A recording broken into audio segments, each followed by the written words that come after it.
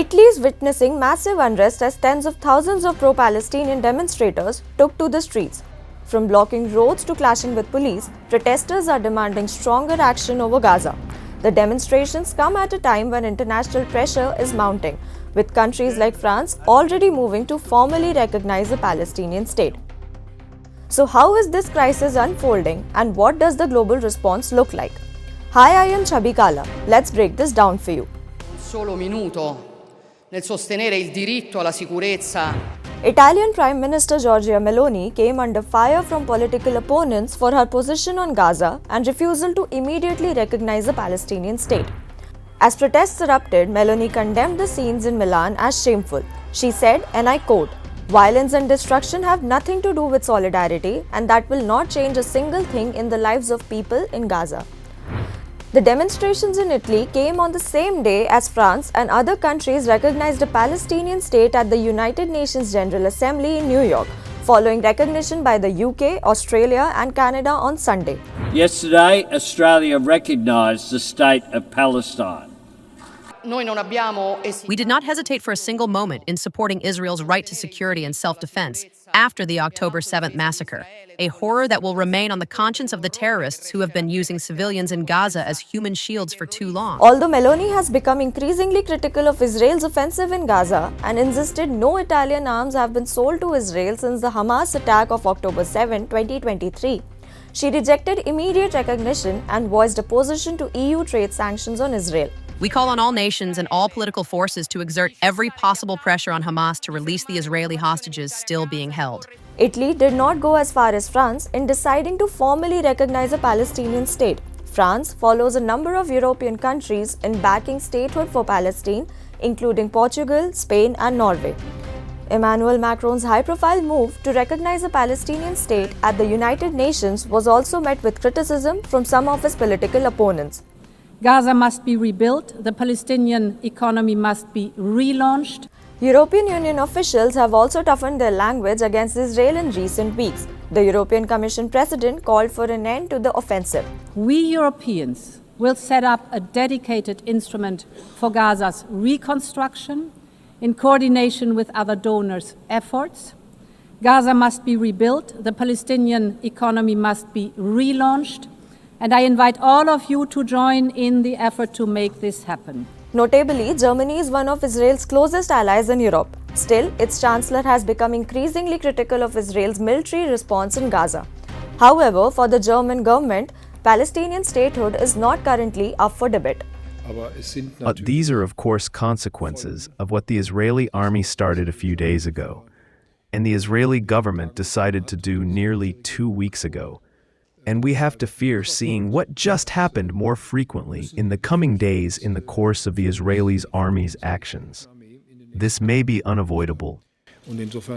And, in this respect, I feel more than vindicated in my assessment and also in my decision that Israel does not receive any weapons from Germany that can be used in the Gaza Strip under these conditions.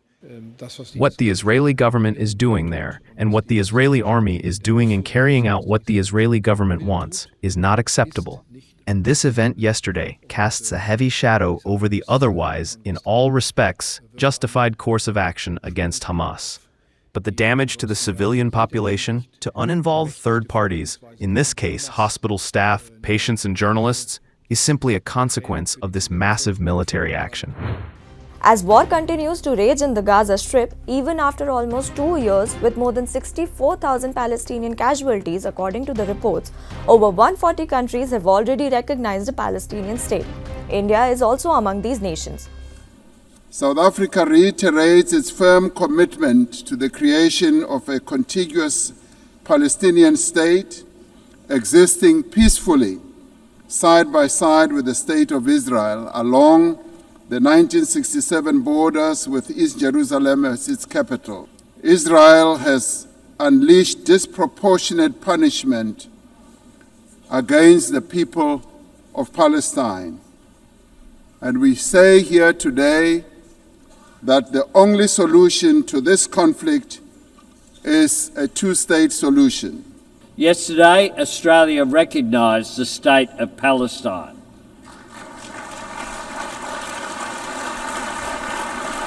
We have been clear.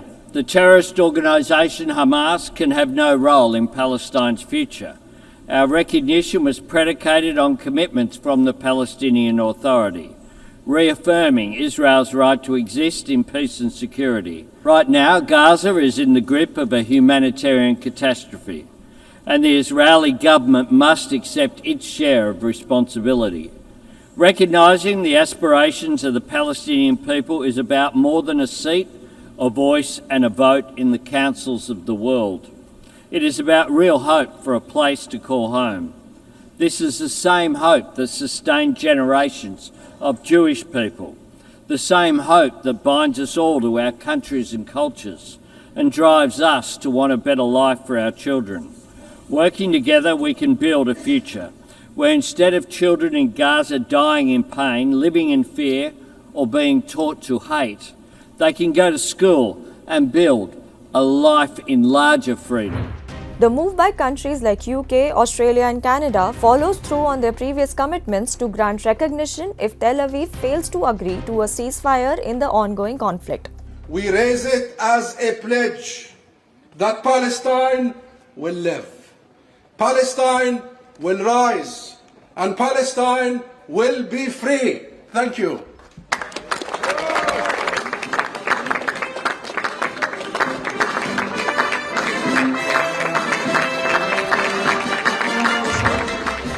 Tensions continue to simmer even as international pressure ramps up on Israel over the unfolding humanitarian crisis and ending its ground offensive in Gaza. All of this recognition in the end is meaningless. You're talking nonsense about recognition while we're still under occupation. When you recognize me, you have to stand with me, and you have to end my suffering. We are displaced from our homes. We are talking about nearly 22,000 people who have been forced from their homes. Return them to their homes first, then talk about recognition. Say that we have reached an agreement with the European Union that what's happening here is wrong. In the end, everything that's happening is just ink on paper. We will keep bringing more such updates for you. Stay tuned to Moneycontrol. Thank you for watching. Welcome to Money Control, your ultimate destination in the ever-evolving world of finance, business, markets, policy and technology. India's preeminent news platform, driven by facts and fueled by data. A platform made in India, for India and for the world. Moneycontrol.com has a staggering reach of 100 million plus monthly active users and 6.02 million daily active users. Being a transformative digital force, reshaping how we engage with money, markets, and news. Setting us apart is our commitment to delivering accurate information and empowering financial decision-making in a dynamic ecosystem. Seeking a deeper dive into the financial realm, we present Money Control Pro, a powerhouse of exclusive insights, providing actionable investment ideas and expert analysis. Because in today's fast-paced world, informed decisions demand both information and expertise. And we have 1 million plus Money Control Pro total paid subscribers and 100% return in 1.5 years, beating the market. Explore market trends, access expert opinions, and utilize essential financial tools all at your fingertips. Join the millions who trust Moneycontrol.com for their financial journey, where facts meet finance and data drives decisions. Think markets, think Money Control.